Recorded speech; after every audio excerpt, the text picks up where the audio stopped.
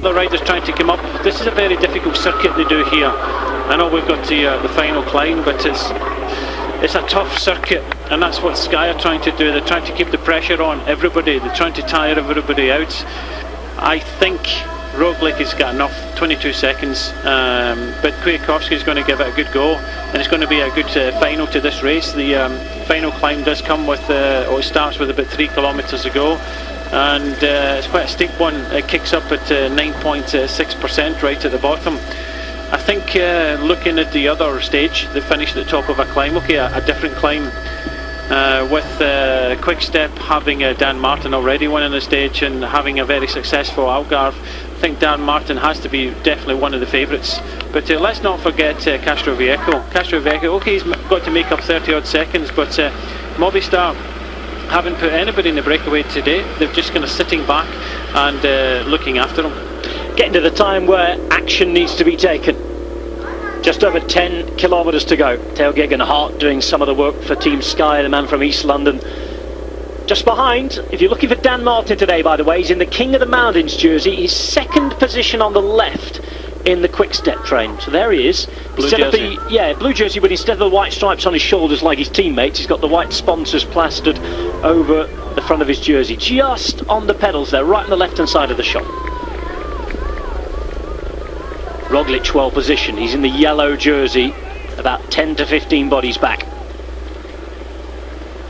It just starts to get hard again as 161 Jesper Asselman is launched back in.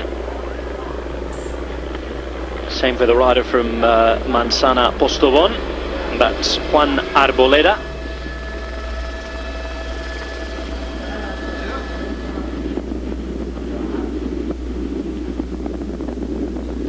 Heading towards the foot of the final climb.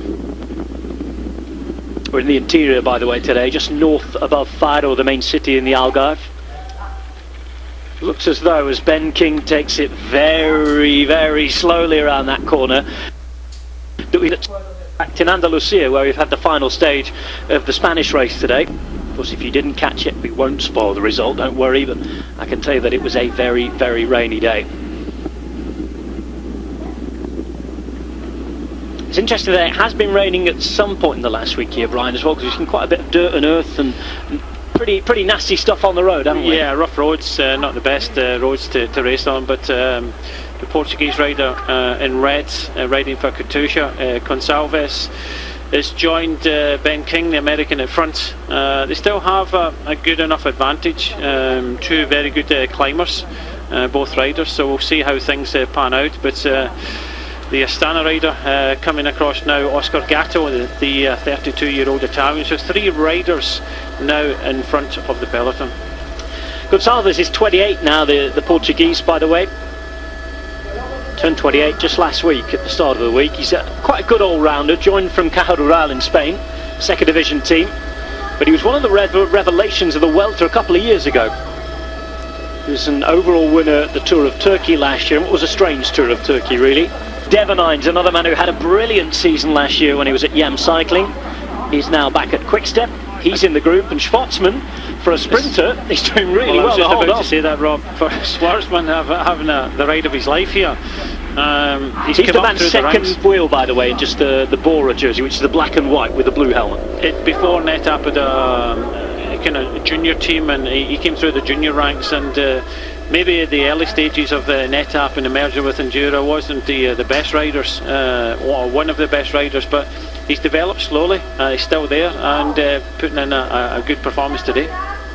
Roglic is 2 wheels behind Kwiatkowski's main challenger. Kwiatkowski 4th in that row of 5 Sky riders, and this is the head of the race with 52 seconds inside the final 8.5 kilometres. Gonçalves, King, Drevenines, Schwartzman and Oscar Gatto, who's the man just outside of your picture now, just coming into it in the turquoise jersey of Astana. But remember, we're talking gradients of well above 9% on the final climb, aren't we? Yeah, that's the thing. You put a rider in the breakaway, and especially having 21 riders go down the roads. Quick Step have to be represented, but Dries Devenine's good climber, could possibly win this stage, but they've got a potential winner back in the peloton as more riders come from the back to the front of the race. So both Gonçalves and Lamertink are now there. Lamertink, the rider for Katusha, wearing 83.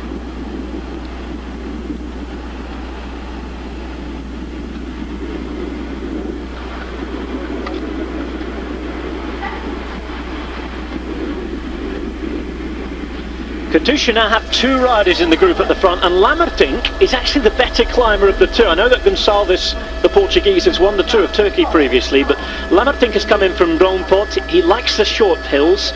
He feels that he can achieve results, and he's setting his sights very high already. He's saying the Amstel Gold Race, Flèche Wallonne, Liège are all races I love. Well, this should be a walk in the park for him compared to those. Yeah, big goals, but you know, I like that type of attitude. And as soon as he came back to the front group, or the front of the race, Gonçalves went straight to the front and kept the pressure on. So, you know, this gap is hovering under 1 minute. I don't think it's going to be enough in this final climb, but they have to give themselves a huge opportunity. You can just see Dries Devenins, he's there, he's not taking turns at the front. He knows that he's got a potential winner of the stage behind. He's playing the card of he's not going to help this breakaway. He's going to sit there, and if he gets his opportunity and we get to the bottom of the final climb with you know, a minute's advantage, then he'll have a go. But they have got a potential winner in Dan Martin behind. The road rises up, as you can see, before the final classified part of the climb itself. That starts at 3.5 kilometres to go. I can tell you the first couple of kilometres towards the finish, and another little bit of false flat inside the final kilometre. King has decided to go with this move again as Gonçalves continues to put the pressure on. Clear that Katusha are riding for Lamertink here. Yeah, Gonçalves is committing himself. Everybody else is trying to save a little bit. And they've got 52 seconds with 3 kilometres to go to the climb. So is that enough? I don't think so. Not in this final climb, especially when we know that Kwiatkowski has to attack. I'm not too sure about Castro Viejo. He didn't show great signs on the other climb. And you would think as well that the other climb was more suited to him as well, wouldn't you? As a time trialist, a short man who can maybe push the big gear on the lighter gradients. He's got his stage win, and I think he'll be happy with that. He'll be happy to finish in the podium, finish in second or third. I don't think he's going to be trying to go on the attack, but you never know. But it's setting itself up really well with Team Sky now looking for this win here and trying to take that yellow jersey in the final stage. But it's a big ask. 22 seconds between Kwiatkowski and the yellow jersey of Roglic. I think it's going to be almost impossible, but then again, Kwiatkowski, if he really goes for it, could possibly take the stage win as well. You know, if Roglic does win this, I know there was a lot of talk from some of the other riders that it was unfair that he had a bit of motor pacing help from the policeman in the time trial. He'll deserve this today because he's had to use a heck of a lot of mental energy in the last 20 to 25 kilometres. There's been nobody to look after him. There's one rider on his wheel, but nobody in front of him. He's following his own wheels, and he, on his own, is keeping in touch with the Sky team. Look, I followed him about 3-4 years ago when he was winning races, and he was on his team, on his own in a team, and he was getting attacked, multiple attacks, and he was just answering them himself. Okay, this is a different league altogether. This is up at World Tour races, and it isn't, you know, smaller races like Tour of Azerbaijan and things like that, but they're still hard races, and he's able to look after himself. I don't think he'll be too worried about it. I don't think he gained too much from the time trial and the drafting. It wasn't his fault, remember.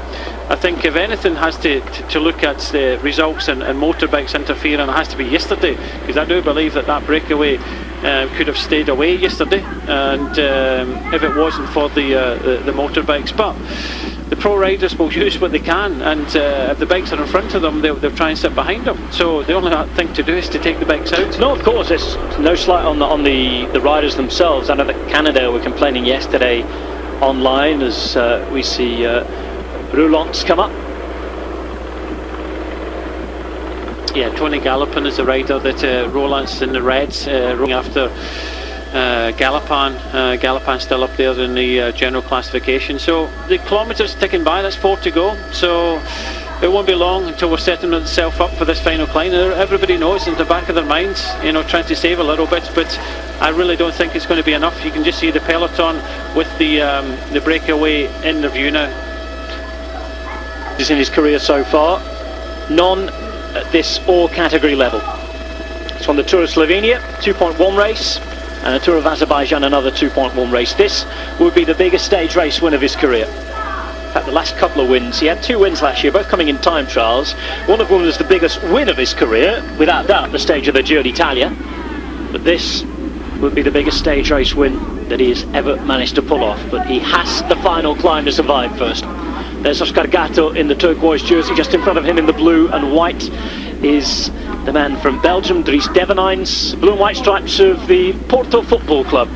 They belong to Raúl Alarcón, the W52 FC Porto team. And the 2 riders at the front, riding together for Katusha, well, they are José Gonçalves, the Portuguese, protecting his Dutch rider who's looking for a stage win, Maurits Lammertink, in his first year at Katusha. You can just see all the trucks and team buses at the bottom of the climb for a quick getaway. No room at the top.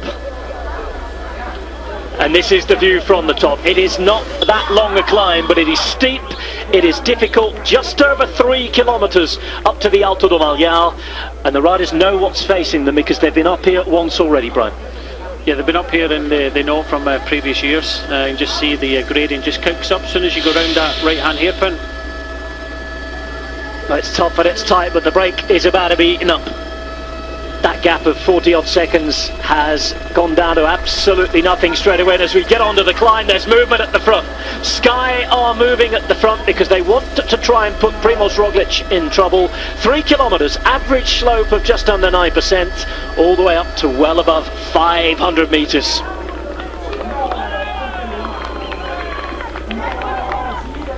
Off we go for the final climb of this Volta ao Algarve. You can just see as the previous climb, Rob, you can see the blue jerseys now of Quick Step coming to the front. This is what we saw on stage 2, the only uphill finish that we've had so far. Dan Martin is at the back of a 3-man train, and Dan Martin already in the King of the Mountains jersey. So this is the immediate battle we're looking at. In the yellow, the race lead, Primož Roglič of Lotto NL Jumbo, 22 seconds ahead of the man who is just off to our left, his right. That's Michał Kwiatkowski of Sky in the black jersey, the former road world champion. In the meantime, in the lead of the race, in the red at the front on the base of your picture, that's Maurits Lammertink of Katusha. And already, Brian, look, the peloton exploding behind. Yeah, I'm just looking, one of the Porto riders, they have been riding a little bit at the front, trying to see if that is Antunes, who's ridden well. I think it would be, but Lammertink haven't been in a breakaway all day. I don't think he's got the power left in the legs, but Team Sky come to the front and set a tempo here. We're just kind of sitting and waiting because Kwiatkowski, if he wants to take this jersey, he has to put distance. He can't leave it too long. He has to try and attack sooner rather than later.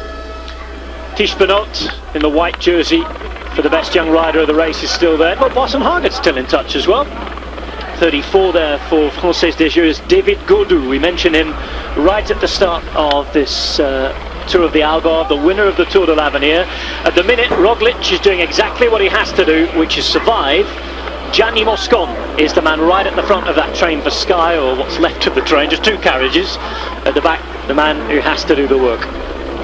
That is Michał Kwiatkowski. 1-2-1 there is Jaime Rosson. He's a rider who's improved as the week's gone by, the young Spaniard in the green kit for Caja Rural.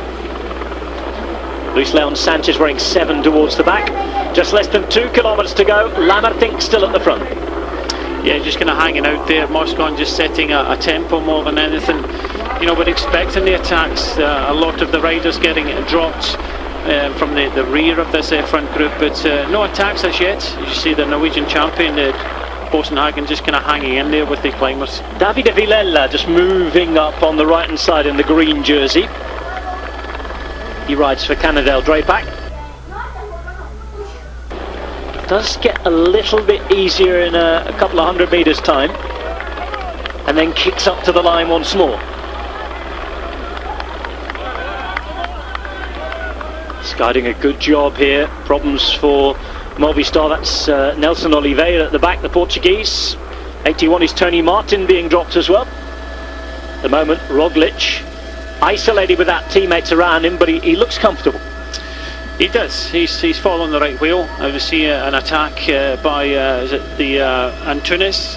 Antunes then of W52 FC Porto. He was brilliant in the Tour of Valencia, and what a story this would be if a third division continental level Portuguese team could pick up a win at their country's biggest national race. And it is in fact Amaro Antunes, number 241 on his back. What an attack! Exceptional attack, and no reaction at all. You've got a group of about maybe 15-16 riders. Moscon still riding, and got to remember there's 10, 6 and 4 bonus in the finish. And if Kwiatkowski wants to try and win this race, he's going to have to use these bonuses as well, and hope Roglic doesn't take it. But still, the tempo will be set by Moscon, and no attack yet from Kwiatkowski. Dan Martin up there on his own now after his teammates have drifted away. In the meantime, approaching the final kilometre here for the attacker towards the end of this race, and a brilliant story developing.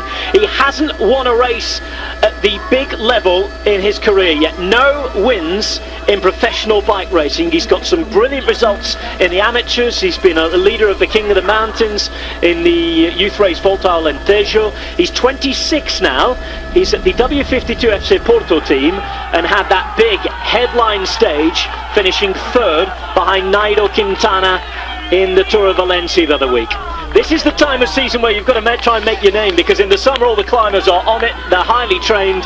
Antunes has worked so hard over the winter, I'm sure, to be where he is now, and he is within prime position, just a few hundred metres now, of taking what will be the biggest win for a long time by a team at this level. Yeah, he's got a very good advantage now, and an impressive ride up this final climb. Antunes looks as if he's going to be taking this stage today, and you can just see the crowd getting behind him. You know, a Portuguese rider flying up this climb to the finishing line in this Volta ao Algarve. Well, Amaro Antunes, 26 years of age, he was 6th overall in the Tour of Portugal last year, 4th on the mountain stage the other day, and in the meantime here goes Kwiatkowski. What's Moscon doing? Moscon was just put Dan Martin into the ditch there.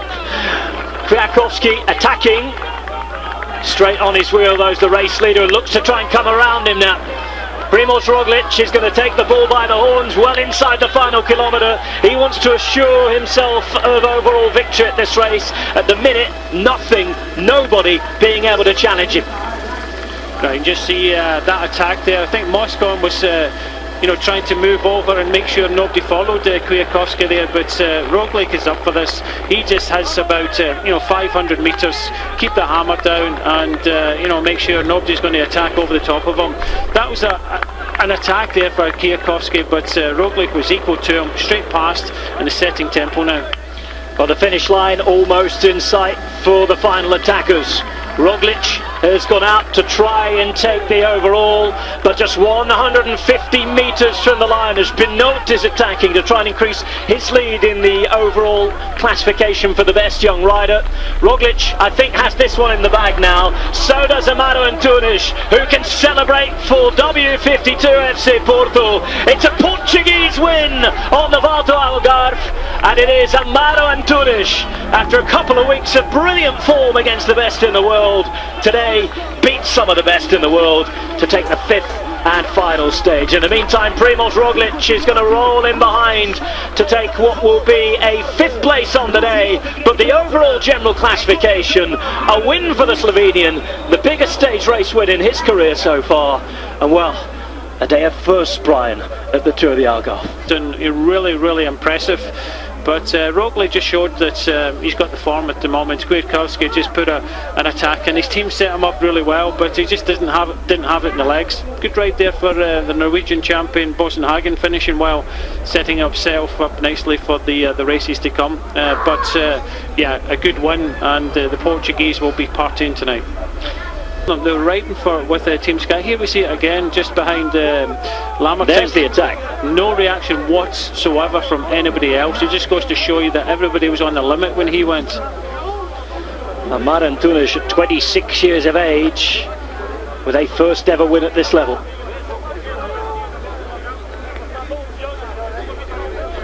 Kilometre and a half to go when he attacked, and it left him plenty of time for celebration. A third division continental team winning a stage in a race with 12 top level. They're celebrating, they're enjoying it. Same can be said for the Lotto NL Jumbo camp. They've taken their first stage race win of the season.